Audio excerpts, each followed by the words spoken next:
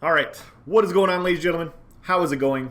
I am Is There No One Else, and I'm bringing you the 5.3.3 patch notes. This is a mini patch note review. We're going to go over the PvP changes. Patch comes out on the 24th, which is 2 weeks from now. Pretty exciting stuff. This is all dungeon-related things, combat and gameplay. Dragonite. Flame Lash. The special attack from this ability, Power Lash, can now also be cast on enemies that are immobilized and reverted the cooldown back to 3 seconds. So, this is a good change, and I'm glad that they made this change because I was going to do a video basically saying that Flame Lash and Power Lash were going to be dead in PvP in Harrowstorm with the current changes to Off Balance. Off Balance has a longer cooldown before it can be procced again. Power Lash is a way to do a little bit more damage while also sustaining a little bit better on a mag DK. And that was essentially going to be,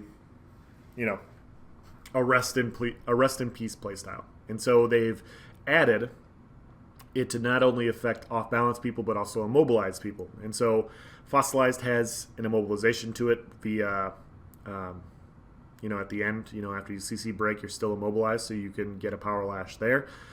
You also have immobilizes via Talons. You can run immobilization poisons. You can also run a Frost Staff, charge with Wall of Elements and potentially get an immobilize that way. Frost Clench also immobilizes. There's multiple different ways you can kind of stack into this to get more off-balance procs on a mag DK, and it gives the Power Lash community a chance to still use Power Lash, which I think is good. The more options, the better. I think these are very good changes for Lava Whip. Helping Hands. This passive no longer triggers off stamina costing Earth and Heart abilities, namely being Stone Fist and Stone Giant. So, Helping Hands gives you 1k resources back when you cast an ability. They had the cost for Stone Fist be 3443. With the 1k cost reduction, it made it like a 2300, 2400 spammable, which is in line.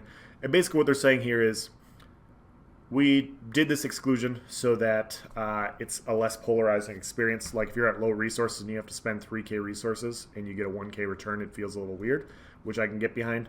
At the end of the day, all spammables outside of jabs, sweeps, and D-swing need a buff. And so this is nice. This is definitely a good change, but it's still, these spammables will not be used until they're buffed by 5-10%.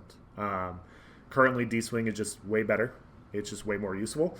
Hell, even Stamplars are using D-swing for the off-balance proc, So it just doesn't make a whole lot of sense to, this makes sense, but the damage needs to come up too. Until that happens, I don't think these abilities are going to be used too much, in my opinion. So, and then finally, I kind of sped through these because I've read this and I have a long rant for you, and I apologize, but this is important to me.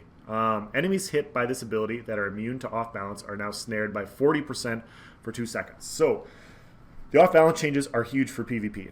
And I think it's more of a PvE-related change. Have the longer duration for off-balance so that you can provide, so that it's not consumed in weird ways, and that at this point you can get a resource return. It makes a lot of sense in PvE how they went through what off-balance does.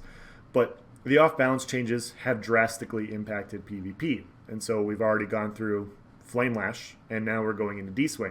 Enemies hit by this ability are immune to off-balance. So when you hit somebody and you set them off-balance, you can stun them with a medium weave, or you can stun them with D-Swing on the next attack. And then you have this long duration of no chance to proc off-balance because of the cooldown. And during that time, if you hit them with D-Swing, you can snare them by 40% for 2 seconds. So their explanation is here. Like the situation of Power Lash, the changes to off-balance greatly affected the power of this morph in one-on-one scenarios. While we are okay with the loss of a frequent stun on a spammable, we wanted to still ensure this morph didn't feel like it wasn't adding anything to your gameplay throughout the entirety of the fight. We've opted to add in a function that helps you become more sticky to your target when trying to use it multiple times. Traditionally, we try and avoid CCs without intense requirements on high damage abilities. I can get behind that. But similar to puncturing strikes, cast time abilities are far harder to land at a frequent cadence, so we are more comfortable adding the snare here in addition to enabling a contextual stun with off balance. So, two things. Puncturing strikes and sweeps and jabs used to be hard to land. And so it made sense to add a snare to those abilities when they were harder to land. Now with the hitbox the size that it is, you don't need the snare on puncturing strikes You don't need it on sweeps or jabs anymore, in my opinion. You can land it pretty consistently. It is a huge area. It has huge range. There's no need for the snare on that ability anymore. And it does make sense. Like their explanation here does make sense. You know, with the off balance changes that they have introduced, D-swing wasn't going to allow you to stun somebody when you're off a cooldown. And so when you're off balance cooldown, you would have to use another stun. You would either have to use like Javelin or Turn Evil or something like that. So in that way, it makes sense. You know, they didn't want to provide a CC to a hard-hitting ability, even though that's what this ability used to do. They don't want to do that. So this is somewhere in between. This does make sense. However, my point is I hate snares. I don't like snares. I think snares should exist in this game. I think snares should be a utility thing attached to abilities that give you major or minor buffs. You know, something that you use from a utility perspective. Slapping a snare on the most used spammable in PvP is essentially introducing a very snary meta. And they've reduced the effectiveness of snares, and so this isn't as bad. Like a 40% snare a year ago is way worse than a 40% snare now. So you can barely, honestly, like the extended ritual snare isn't nearly as bad here in Dragonhold as it was in Scalebreaker because of the changes that they made. They're actually very nice changes. So it's not as bad. I'm not doing the whole doom and gloom thing, but I don't like snares on like often used abilities. And just about every stamina class in PvP is using D-swing. And so I think this is going to be more problematic than extended ritual. And my other issue, you know, from my perspective, if you're fighting outnumbered, you know, whether you're in a 5-man, a 10-man group, whatever, and you're fighting 20, 30 people, or you're solo and you're fighting 5 people, you're getting CC'd off a cooldown anyways. You know, whether it's a Nightblade ambushing in and hitting you with Mass Hysteria, whether it's somebody crit rushing and hitting you with Turn Evil, whether you're getting Javelin spam, Magnum shotted, fossilized, you know, off of cooldown, you have people just CCing you. And so the current off balance in Dragonhold, you know, where people were hitting you with D-swing and you were getting hit with a medium weave and stunned, it didn't really matter in those fights because it's like you're going to get CC'd anyway. So whether it's a medium weave, whether it's fear or whatever, it didn't mean a whole lot. Now, not only are you going to get CC'd off of cooldown, you are now going to get snared for half the duration. And so it's problematic. In my opinion, this is very problematic. I don't like this change. The off balance change in and of itself isn't very good for PvP, especially when you have abilities attached to off balance the way that they are. And when you make that change, it drastically impacts how they function. And so yes, they did need to come in and change how Dizzying Swing worked. I don't like snares. I don't think snares are a good idea. You know, if you're a tank and you're already sacrificing mobility, you shouldn't have to sacrifice more mobility. You know, if you want to be faster, you know, you shouldn't just have people able to snare you by 40% just because you were already off balance 6 seconds ago. You know, like it just doesn't. I don't like it. And the way I look at it, and this is from a PvP perspective, you know, okay? So for PvE, this all makes sense. I think this makes a lot of sense from their end. But, you know, as I've said before, you can make these changes through Battle Spirit. And, you know, we could have different sets of rules for how off-balance functions in PvP and PvE.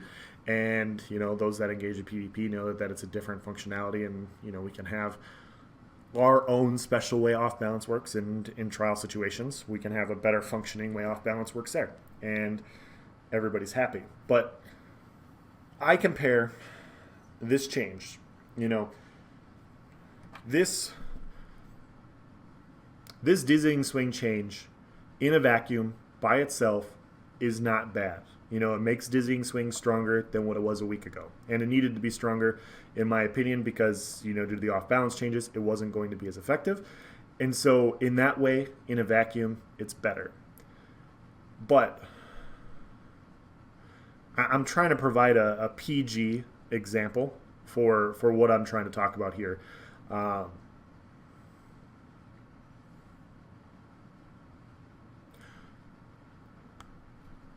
Sorry, I'm not trying to pause too much, but let's say let's say that, you know, you're late for school. Okay, you live at your parents' house and you drive to college every day, and you're late for your midterm and you're speeding. Well, the first thing you did is you didn't wake up on time, you didn't prepare yourself, and you made a bad choice by not leaving at the proper time. But you already made it. It is what it is. We're down this path. And now your choice is to not speed and show up late, or speed and show up either on time or still slightly late, but whatever, you're going to be late. So you decide to speed. Now, a cop pulls you over, or, you know, attempts to pull you over. And the point is you've already made two bad choices. Your first poor choice was to, you know, not wake up on time. Your second poor choice was to break the law. And now you can either speed or you can pull over. Now, the good choice here is you can pull over and you can accept your consequences for speeding and pay your fine and whatever. But it's only the best choice because you made two bad choices to start off with. And so, yes, at some point, you know, if I rob a liquor store and, you know, I run away from the cops and I speed through a rural area and I jump over fences and I eventually get caught and they threaten to shoot me if I don't stop moving, and then I stop moving. Yes, stopping moving is a good choice, but I shouldn't have tried to rob the liquor store in the first place. That was the bad choice that I shouldn't have done. And I think this off-balance change is, while dizzying swing is good in a vacuum, it's a good choice. It's only a good choice because the off-balance change in PvP isn't very good. So that's just my opinion on it. I don't think that these changes are needed. We have 2 weeks. We don't have to do this. We don't have to slap a snare on the most used spammable in the game. You know, we really don't. I'm just not a fan of it. But I'd love to hear your guys' thoughts on this. Those are my thoughts. So I apologize for the rant, but I really wanted to explain that. Soul Trap fixed an issue where Soul Trap and its morphs were not clear when clearing all spent points while respecking. Alright. Armor of Truth. This set now grants its bonus after dealing damage to an enemy who is off balance rather than after setting an enemy off balance. Alright. The power of the set overall should be closer to its live function when utilized in combat against multiple enemies. Perfect. While dialing back some of its raw strength in one-on-one combat where it tends to do better than most sets. Okay. So you can set multiple different people off balance. So in theory, in an outnumbered situation, Armor of Truth should proc quite a bit. You know, if you hit one person in the D-swing and you off balance, cool. If you dodge roll and you have the Tactician passive and you set somebody else off balance, it should proc again. Well, and you have a poison injection on them, you know, and you do damage to them afterwards. After they're off balance, this should work. So this makes a lot of sense, I think. So once again, this is a pretty good change. Critical Riposte, increase the duration of the set to 9 seconds up from 4. Increase the cooldown of this set to 10 seconds up from 7. This item set's original values were residual from internal testing, where it was much weaker than intended, since the bonuses it provided were minor debuffs that counteract highly accessible bonuses, were far more comfortable with the higher uptime as opposed to a set that would grant a powerful major buff instead. We're going to have to test this. So it looks like a pretty good improvement. We'll have to see how powerful it is. I don't know for sure off the top of my head, but this is definitely very interesting. Draugr's Rest fixed an issue where the set wasn't triggering off its stated requirements. Draugrkin's Grip removed the proc chance from the set, increased the damage bonus to 617 from 530, increased the cooldown to 9 seconds up from 6. All right. I haven't really done a whole lot on this, so I don't know exactly what that is. Essence Thief, this set now displays a beam of light visible to the wearer when the sigil spawns in and finalizes its location in order to help increase its visibility in visually noisy areas. Cool. So it's easier to pick up Essence Thief now is essentially what they're saying. Super cool. Iceheart, reduce the shield size to 5,000 down from 6,050, reduce the cooldown to 6 seconds down from 12. Based on much of the feedback of the set, we decided to have the baseline function meet the same standards as with the Mother CN8 set, with a 5k shield that lasts up to 6 seconds with a 6-second cooldown, with Iceheart's auxiliary function being focused on preserving the shield to maximize its damage potential, and CN8 around rushing in boldly to break the shield and gain as much magicka as possible. There's a much better parity between the two sets that help them both meet our overall item set power standards as well as feel different from an engagement point. Alright. So I know I just went on a rant on D-Swing, you know, and I'm not trying to... I just go through the changes in a vacuum. This is fantastic. This is exactly what the community wanted. The community complained about Ice Heart's nerf essentially being like Ice Heart got nerfed essentially because CN8 wasn't powerful enough, and the community came out and they're like, why? Why is this a thing? I've seen multiple people, I've heard a few people say that this is how a lot of people finish their no death runs in trial situations because Ice Heart is so powerful in those situations, and it's too powerful for that reason, and that's why it needed to be nerfed. That makes sense. If they came out and said that, like, hey, too many teams are crutching Ice Heart for no death runs when they're bypassing mechanics because of the set, because it's strength, then it makes sense. The original nerf made sense, but they didn't come out and say it in that way. But overall, I think this is a good middle ground, and I'm very happy that ZeniMax listened to the community on this, and they did a quick revert. They did this change last week, and people complained in the forums, and then this immediately got changed. That's good. Now can we please look at cast times on ultimates? That's all I'm going to say. Like this is what the community wanted. The community wanted this, which is great. Let's look at cast times on ultimates. The community doesn't want cast times on ultimates. I posted my... I've voiced my thoughts on this a lot. But yes, please listen to the community on these two things. That would be great. Yeah. Jolting Arms slightly redesigned this set to operate more efficiently on the server, resulting in a fix for the bash damage failing to apply properly in most cases, and tuning its numbers to be more appropriate for a set with its level of engagement. Reduce the amount of armor granted to 4620 from 6450. Bonus damage now adds a flat 6086 damage to your bash attacks rather than a separate proc of 5805 shock damage. Wow. Okay. Vulcan Scoria fixed an issue where the second proc multiple times at once if hitting a large number of enemies. Alright. Zon. The ramping damage bonus to this set has a maximum of 5 stacks to match its duration to prevent it from becoming wildly powerful when used in conjunction with the duration extension bonuses like Elfbane. Very good change. This is a very good change. Furnishings, General, Jubilee. Overall, guys, pretty good patch notes. Really good patch notes. Like I said, I agree with 80% of these, or 80 to 90%. I think all these changes are good and in the right direction. I don't like snares on spammables. Now we'll have to test a little bit to see how bad this is. Like I said, this 40% isn't that bad. With the changes they did to snares, the 40% snare isn't that bad. I just don't like slapping snares on abilities, often used abilities to begin with. But I'm just one person.